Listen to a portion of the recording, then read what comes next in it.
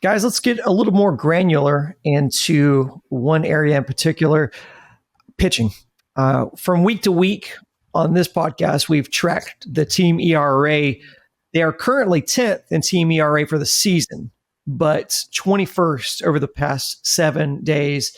Hunter Brown, who I believe has a lot of tools to be a big leaguer, he just looks like he has nothing left in the tank. He's a guy who's kind of always struggled with his location, and he certainly is now. We've kind of debated where he would be in a starting rotation in the playoffs. I don't know that you can even count on him in the playoffs. Do we see him start another game this season or even get the ball? Oh, if they wind up in the playoffs, there's no reason for Hunter Brown to be on the playoff roster, right? Where you're playing 2 out of 3 in the first round, 3 out of 5. I mean, you would trust him out of the bullpen in the game unless the score's 14-1 at the time. As you referenced, Hunter Brown has talent.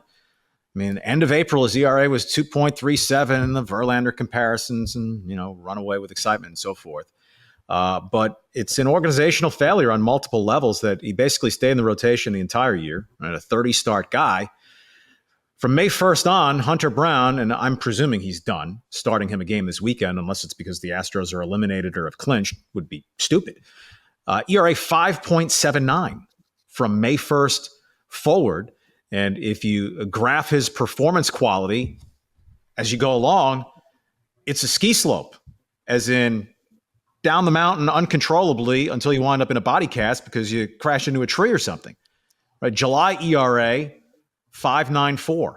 August ERA, 6.23. September ERA, 9.14. And other than one turn for rest, right? He was never pulled from the rotation because they didn't feel like that had anybody better. Right? Jose Urquidy, until a nice hold the fort down outing over the weekend, had by and large been terrible since his return. That's why he disappeared from the rotation. They didn't feel like a Spencer Arrighetti until he turned up hurt the last week, was a guy worth taking a shot on as an insertion in the rotation. And they have no other meaningful prospects anywhere near the major leagues. Yes, they've had injury issues. Go look at the Tampa Bay Rays pitching injury issues. The Seattle Mariners lost their number 2 starter for the season, his second start, or the second day of the season, subsequently lost another starter for the season mid-season. Right? The Astros have had no monopoly on pitching injuries. And in losing Jose Urquidy of last year and last year's Luis Garcia, it's not like they lost Roger Clemens and Andy Pettitte in their prime. They were losses to be sure, but J.P. France, until maybe hitting a wall himself recently, J.P. France pitched better than Garcia or Urquidy did last year. So was that a big net loss gain? Hunter Brown has turned out to be a huge net minus. He's belonged in the minor leagues now by his performance for 2 months, but they had no one better to turn to or chose not to turn to. Yeah, all that. And then let's look at the top of the rotation, guys. Verlander, his ERA is about 2 full runs higher this year than it was last year. Remember, he was at 175 last year. And you look at Christian Javier, he was at 2.54 last year. His ERA is 2 full runs, even more than that, higher than it was. Fromber, he's around a run higher because he finished at 2.82 last year. He's in the 3s this year. So your top guys are significantly worse.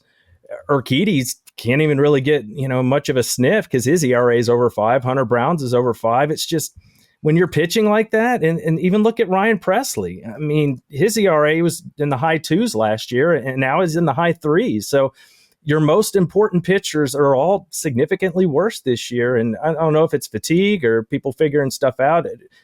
Who knows? The Astros clearly don't know, but it's a problem. Even though the bats are starting to get going, halfway through the season, they were middle of the pack. Now they're a really good top 5-ish offense. The pitching is just not there. And we've seen the defense and the base running, just not good baseball. It's real apparent when you watch these guys every night, what's working and what's not. Runs end. And so we perhaps are just in the last days, right, of the Astros dynasty, which certainly meets the definition of one. It does not mean that they can't gather and make one more run with a good week. And then the postseason is largely a dice roll. You get hot and hey, you make a lot of money all of a sudden in a short period of time. But as recently as 2022, the Astros are a great team. 106 wins, quality in every area. Hitting, starting pitching, historically great bullpen, certainly in the postseason, airtight defense. Only the Angels have given up more unearned runs in the American League this year than the Astros. So the defense has been leaky, and when your pitching is not nearly as good, you also don't have the starting pitching good enough to work around mistakes the way that better pitchers were able to.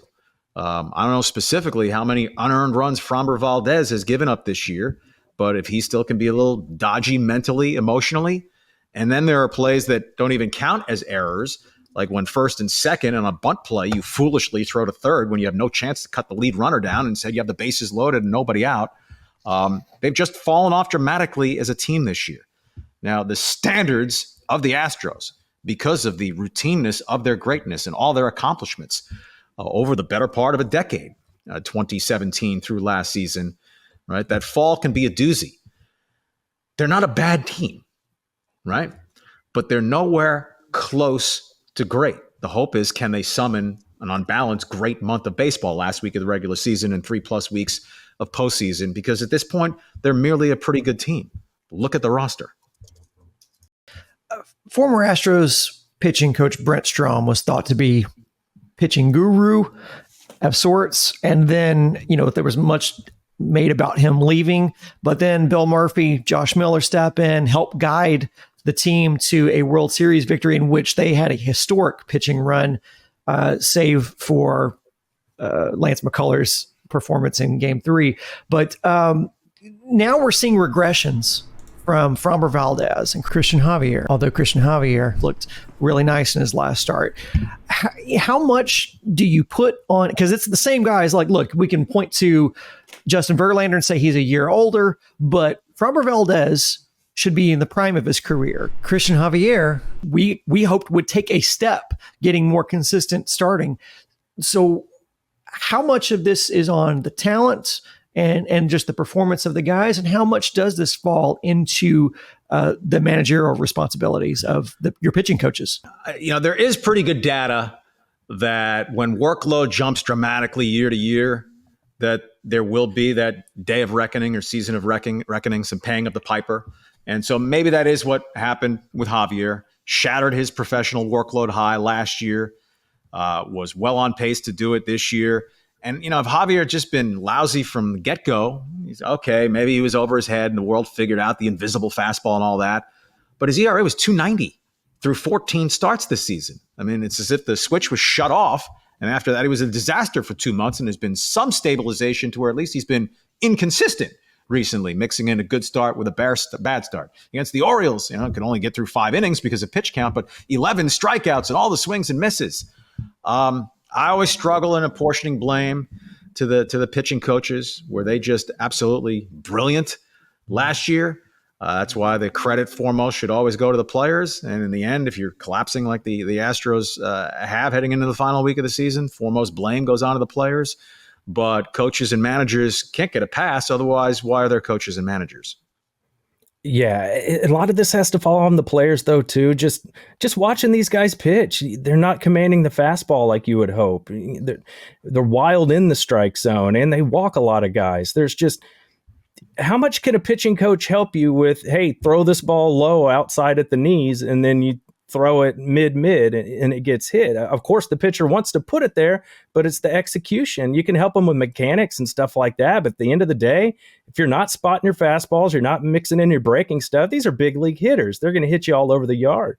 So I don't see a lot of that. And when I see them struggling, the Christian Javiers of the world, they're getting too predictable. It's all fastballs up. With Verlander, we see it when he commands his fastball, he's hard to hit. He's still got good stuff. He's just, you can't throw fastballs over the heart of the plate and expect not to get hit around a little bit. That's just going to happen. So, Framber's got that luxury where that fastball runs so much that you got a ton of movement and it sinks. So if he misses his spot a little bit, it's not the end of the world.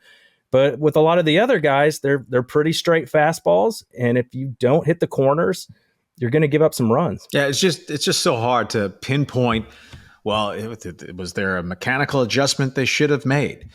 Foot placement on the mound. Is your stride a couple inches off in length? And they measure all this, and it's their job to come up with the best possible solutions, lead that horse to water, and then he needs to drink.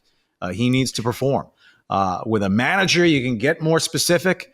I think it's intelligently irrefutable that Dusty's months-long botched job with the playing time, Yainer Diaz, Maldonado primarily, but also some with Abreu, it's a net loss of 2-3 games. And when your margin of error has been eradicated because your team's just not all that great anymore, it's not great anymore. It's pretty good, but there are a bunch of pretty good teams. And if those other pretty good teams put you out of the playoffs, or maybe you put yourself out of the playoffs with garbage play for 3 weeks down the stretch, that game here, that game there that may add up over time could be real difference makers. And that'll be part of Dusty's reckoning if the Astros are watching baseball next Tuesday. And that's the bottom line, because Stone Cold said so. All right, well, that's going to be it for another episode of Stone Cold Stros. If you enjoyed the show, please be sure to give us a 5-star rating wherever you get your podcast. Charlie, Josh, and I will catch you next week, but you don't have to wait that long to get your Houston sports fix. All you have to do is just subscribe to Sports Map Houston on YouTube. John Granado, Lance Zerline, Josh will have you covered there. Remember, it's 97.5 and 92.5 FM on your radio dial. And go give us a sub on Sports Map Texans and our new podcast, Texans on Tap. Thanks to Jack Brain for producing the show, and thanks to everyone for listening. Until next time, go Stros.